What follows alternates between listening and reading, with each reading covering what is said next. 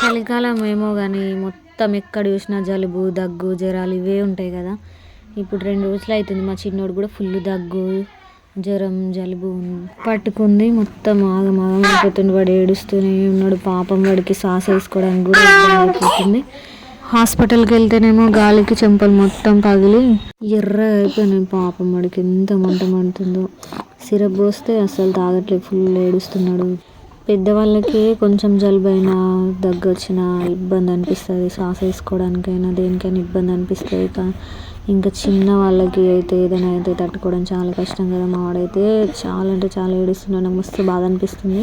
Nebuliser కూడా పెడితే వాడైతే అస్సలు పెట్టుకోవట్లేదు, ఉంచుకోవట్లేదు. ఫుల్ అంటే ఫుల్ ఏడుస్తున్నాడు, దగ్గుతున్నాడు, ఆగమాగం చేసేస్తున్నాడు.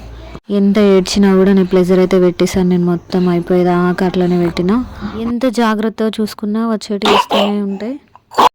చూసేవాళ్ళు అంటారు కదా, తల్లి ఏం తిన్నదో అందుకే పిల్లగానికి దగ్గుతుంది అంటారు.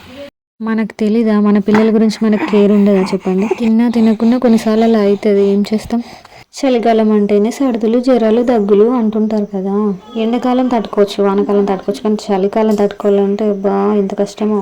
మా పాపకి ఆమెకి పెట్టాల్సిన టైం వచ్చినప్పుడు పెట్టుకోదు, కానీ ఇప్పుడు మా చిన్నోడు పెడుతుంటే అయితే నేను కూడా పెట్టుకుంటాను, పెట్టుకుంటుంది.